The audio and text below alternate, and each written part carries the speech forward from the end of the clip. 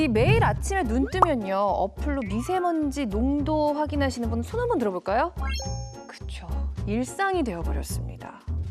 이 세계보건기구가 지정한 1급 발암물질, 이 미세먼지의 공습이 연일 이어지고 있는데요. 공기 오염으로 인한 재앙을 뜻하는 에어 포칼립스. 자, 이 말이 남의 나라 말 같지가 않습니다. 정말 영화의 한 장면처럼 우리 모두가 개인 산소통을 들고 다녀야 될 것 같기도 해요.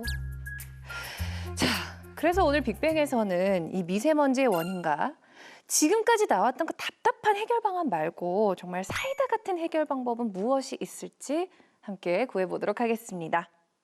자, 오늘 저희와 함께할 연사는요, 미세먼지와 같은 환경 문제를 에너지로 해결할 수 있다라고 말씀하시는 분입니다. 성균관대학교 신소재공학부 정현석 교수님을 여러분 큰 박수로 모시겠습니다.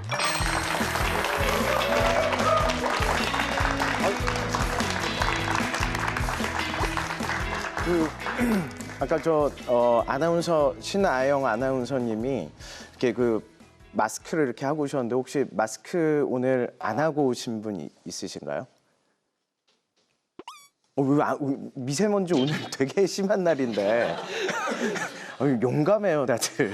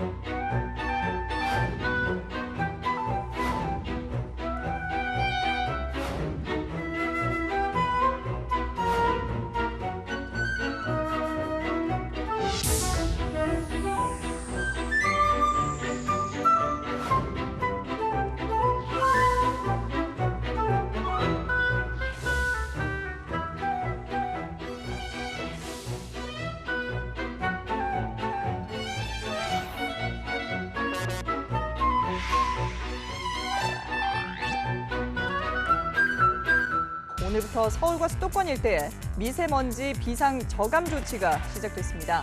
정부는 미세먼지로 국민 불편이 가중되고 건강에 대한 우려가 높아지자 미세먼지를 재난 수준에서 대응하기로 했습니다.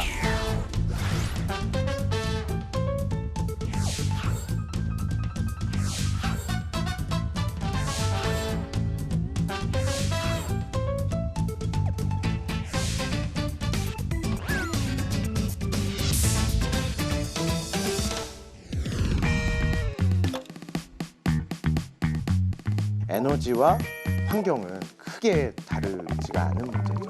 미세먼지의 그 원인을 보면 이제 우리 에너지랑은 절대 이제 뗄 수가 없고 좀 더 클린하게 무한히 공급 가능한 그런 에너지원은 미세먼지도 이렇게 좀 해결할 수 있지 않을까.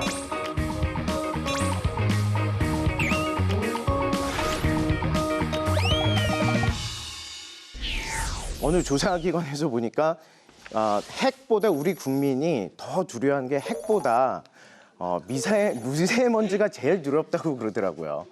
그래서 보면 미세먼지가 이제 왜 두려운가 이렇게 좀 생각을 해봤어요. 여러분들 혹시 왜 두려울까요? 핵 같은 경우에는 실질적으로 피부에 와닿지 않는데 미세먼지 같은 경우에는 항상 피부로 맞닿아 있는 현실이라서 두려움을 많이 느끼는 것 같아요. 일상적이다.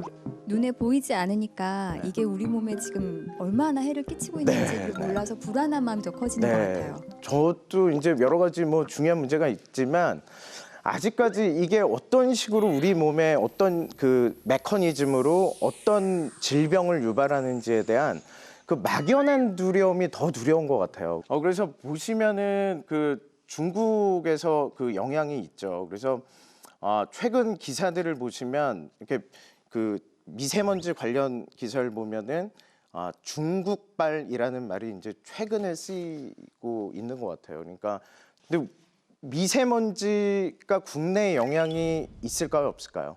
있어요. 네, 있습니다. 당연히 있고요. 미세먼지 원으로 우리가 생각되는 게 어떤 게 있을까요? 혹시 뭐 생각나신 대로? 경유차. 네, 경유차. 그러니까 디젤 차죠. 그다음에 화석 연료요. 공장. 보시면 에너지인데 사실 석탄 화력 발전에서 나오는 그런 분진들이 굉장히 큽니다.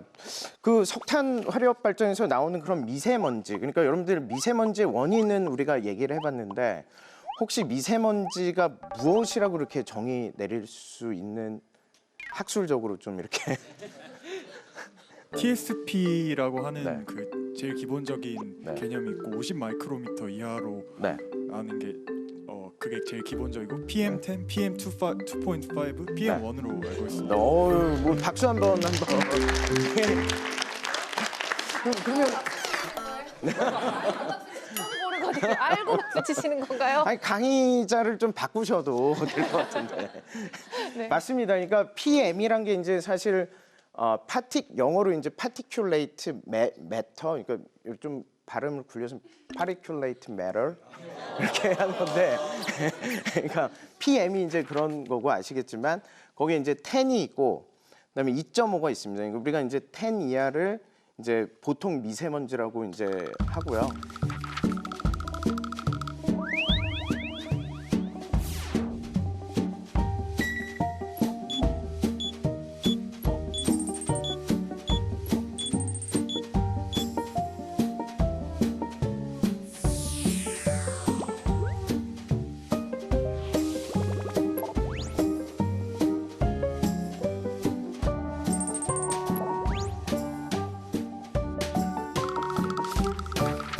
혹시 우리나라 지금 전기도 많이 생산되고 있는데 전기 생산의 가장 큰 발전 방법이 뭘까요? 아직까지는 원자력인 걸로 알고 있습니다. 원자력이요. 원자력이요. 화력 발전. 화력. 발전. 화력입니다. 예, 화력이고요. 2016년도 조사를 해보면 약 한 39%의 그 발전원 중에 가장 그 큰 발전량이 화력 발전이고 2등이 뭘까요? 예, 2등은 한 30%. 그다음에 아까 이제 말씀드린 그런 신재생 에너지 이런 것들은 몇 프로일까요? 오, 정확해요. 예, 5%입니다. 박수 한번 이렇게 공부를 하시는 거죠. 역시.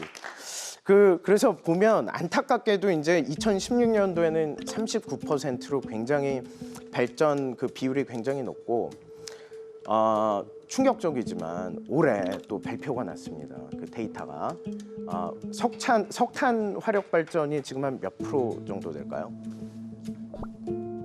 절반, 50%. 너무 나갔는데요. 그럼 우리 마스크 방독면 쓰고 다니면 되는 거 아니에요? 최근 제가 이제 얻은 데이터를 보면 45%입니다. 오히려 6%가 더 늘었고요. 석탄 화력 발전을 보시면은 이미 짓기로 된 것들이 짓고 있었고요. 최근에 이제 완공이 된 것일 뿐입니다. 그래도 기존에 이제 짓기로 약속이 된 것들이 이제 지어졌기 때문에 오히려 이제 좀 늘어난 면이 있습니다. 보통은 이제 우리가 석탄이나 아니면 석유를 이제 어떻게 떼면은, 그러니까 보통 이제 뭐 산화 반응이죠, 그죠? 그러니까 산화 반응이 되면 보통 이제 그 탄소 화합물이 생기죠, 그죠? 그다음에 탄소 화합물도 있고 그런 석탄 중에는 또 금속 성분이 좀 있습니다. 그래서 이런 것들이 산화가 되면 이렇게 작은 나노 입자처럼 되고요. 그런 거 주변에 우리가 이제 그러니까 삭스 낙스라고 혹시 들어보셨나요? 그러니까 황산화물, 그다음에 질산화물들이 이런 것들이 이제 뭉쳐 있으면 그런 것들로 이렇게 얽혀 있는 형태가 이제 미세먼지고요. 그래서 뭐 중금속도 발견된다고 하고 이런 것들이 이제 되게 우리 건강에 좋을 것 같지는 않죠. 네. 그래서 오늘 이제 그 원인을 보면 이제 우리 에너지랑은 절대 이제 뗄 수가 없고 그 에너지를 어떻게 우리가 좀 더 클린하게 이렇게 가져가면 그런 미세먼지 또 이렇게 좀 해결할 수 있지 않을까 하는 그런 그 마음으로 이제 이 자리에 왔고요. 혹시 그 신재생 에너지에 대해서 들어봤죠? 뭐가 있을까요? 수력 풍력. 대표적으로 또 풍력 발전소. 풍력 또 조력 예 태양광 맞습니다. 그러니까 그 신재생 에너지 하면 뭐가 이렇게 좀 바람, 물, 그다음에 햇빛 몸에 좋잖아요. 그죠? 그러니까 먼저 신재생 에너지 정의가 뭘까요? 재생 가능한 에너지. 예, 맞아요. 예. 이제 신재생 에너지 좀 제가 또 다시 정의를 내려드리면, 그러니까 그런 태양 아니면 바람, 물과 같이 제일 중요한 키워드가 이거거든. 지속적으로 공급 가능한. 예, 지속적으로 공급 가능하고 그 다음에 사라지지 않는, 영원히 사라지지 않는이라는 그런 표현을 썼지만. 뭐 유한할 수도 있지만 뭐 몇백만 년, 몇천만, 몇억 년 후에는 태양이 어떻게 될지 모르겠지만 뭐 현재에서는 이렇게 무한히 공급 가능한 지속적으로 그런 에너지원을 우리가 신재생 에너지라고 합니다. 그러면은 비재생 에너지는 뭘까요? 소모되어지는 것들인 것 같습니다. 비재생 에너지 소모되어져서 없어지는, 고갈되는.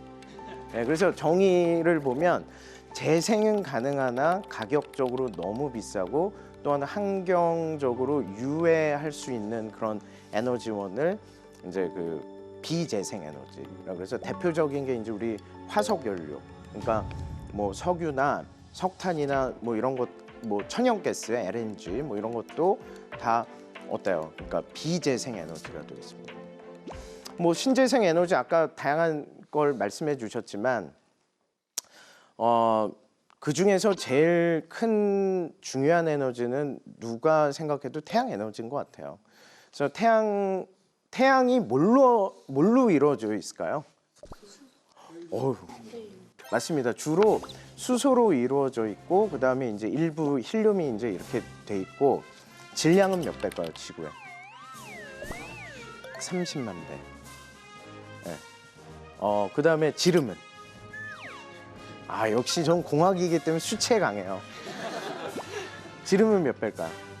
109배. 굉장히 큽니다. 그러니까 크고 온도는요, 표면 온도. 네, 6000K. 강하네요.